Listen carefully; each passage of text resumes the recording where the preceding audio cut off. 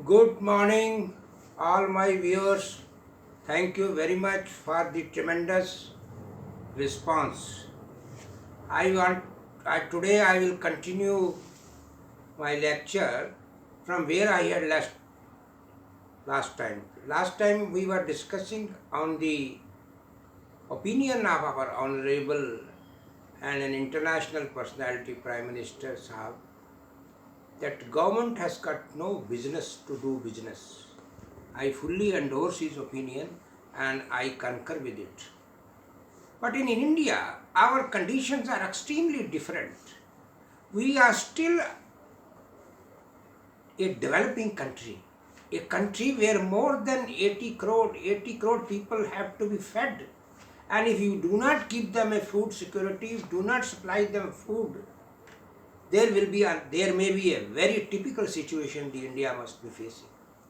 So what I am talking about, all those the basic necessities of a person to survive and live is roti, kapda and makhan. And unfortunately, the people whom we describe as below poverty line, their income is not even, is mostly 27 or 25 rupees per head, per capita. Per capita means per individual. Even the farmers, जिसको हम अपने देश का अन्नदाता कहते हैं, उसकी भी जो इनकम एक दिन की है 27 रुपया है। ऐसे देश में जो थोड़ी बहुत ही लोगों को डेवलपमेंट की उम्मीद थी और इस पब्लिक सेक्टर ने पैसा कमाने की दौड़ में नहीं था, लेकिन इस दौड़ में ज़रूर थे कि उन्होंने लोगों के जीवन स्तर को ऊंचा उठाने की पूरी कोशिश करी।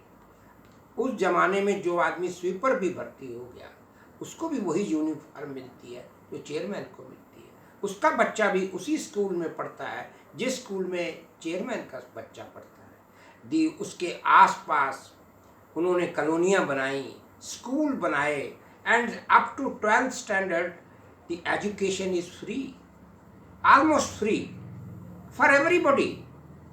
But in our country, as far as the nation is concerned, as far as a nation, we have tried to provide some sort of facility to the people. But yesterday I was listening that, in the government schools, the number of teachers are more than the required. But the teaching is not there. There is no discipline in the institutions. And the student which has studied in a government school, he is very poor, he can't compete. No, even the basic education we have not been able to provide. Even we are not able to provide a potable drinking water to the people. In a country जो थोड़ी बहुत ही hope जो थी इस public sector ने जगाई थी, और हर एक पब्लिक सेक्टर ने 99% ऑफ द पब्लिक सेक्टर्स, उन्होंने देश में, देश की उन्नति में, देश की प्रगति में बहुत बड़ा योगदान दिया है। वहाँ जो काम करने वाले लोग हैं उनकी लाइफ को बहुत उठाया है। हाँ, if there is any problem, the problem is of mismanagement. That is not in the hands of the public and the employees. That is the only thing to be tackled. If the people are not working, they have to be taken. They have to evolve some methodology to punish those people, those who don't work. But in most of the public sector undertakings, they are designated as Maharatna, Navaratna, and so many. There is a competition among the people and how much profit you are earning. There are some sort of incentives they have introduced. And the wonderful jobs they have done is wonderful. None of the private sector can stand in front of them. Private sector, if at all, has contributed, he has contributed only creating some sort of billionaires. Yesterday I was talking to one of my old friend, he was telling that we started the organization about 22 years back. Apparently both of us, the employer and me, we were together. We were coming, he was also coming by motorcycle and I was also coming by motorcycle. During these 22 years, the man has made, he has made 4 companies. And he never travels by a car which costs less than 1 crore rupees.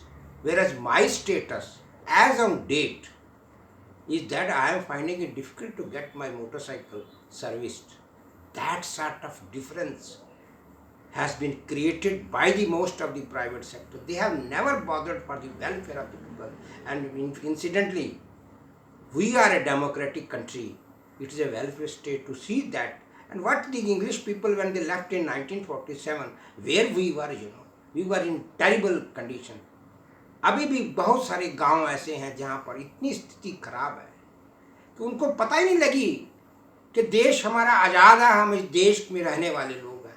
आज भी बहुत सारे employer 20-20 साल की नौकरी कर किए हुए आदमी को इतना ही बोल देते हैं कि आप कल मत आइए। और जितने कानून हमने अपने कॉन्स्टिट्यूशन में, जितने हमारे यहाँ लेजिस्लेशन हम लोगों ने बनाए हैं दुनिया भर की लोगों की प्रोटेक्शन के लिए, एक लेडी के लिए आपने, हमारे माननीय प्रधानमंत्री जी ने अभी रिसेंटली अमेंडमेंट करके एक लेडीज़ को मैटरनिटी लीव के 6 महीने की छुट्टी दी जाएगी फुल पे के साथ। उसको मेडिकल केयर दी जाएगी। जब बच्चा पैदा होगा तो अगर उस ऑर्गेनाइजेशन में कम से कम अगर 20-25 औरतें काम करती हैं तो वहाँ पर आपको फ्री क्रैच देना पड़ेगा। 6 साल तक उस बच्चे को रहने की सुविधा होगी। And the child will be fed there, and the mother will get at least 2 hours off in a day to feed the child. Can you show me even a single private sector where they have provided these sorts of facilities? I am talking for you, and at the same time, you show me a single public sector which is not providing these facilities. The moment the lady, when she conceives a child, she does a great service to the nation. She's looked after. Right from the day she conceives, the public sector medical department takes care of that. And at least 6 weeks prior to the confinement, the lady is allowed to go home. She gets 6 months leave. Medical care is there. Here in the private sector, that lady who is already undergoing a trauma in our country where there is a dowry death and there are so many torture a lady has to suffer. Is there anybody to most of the private sectors, those who are in the present scenario, they will sack that lady. The moment she applies for a leave, for one or the other excuse, they will not allow that lady to join back. So ladies are reluctant to become mother. Is it not a पाप? हम अपने देश के साथ crime नहीं कर रहे हैं? तो जो थोड़ी बहुत ही होप लोगों को है वो पब्लिक सेक्टर से, और पब्लिक सेक्टर ने, ज़्यादातर पब्लिक सेक्टर ने ऑनेस्टली देश के साथ कंधे से कंधा मिला के चले हैं। उस एरिया को डेवलप किया है। वहाँ के बच्चों को, जब बच्चा पैदा हो गया उसके लिए स्कूल है, क्रैच है, क्रैच में फीडिंग है, and a very nice क्रैच, and the lady has not to pay anything.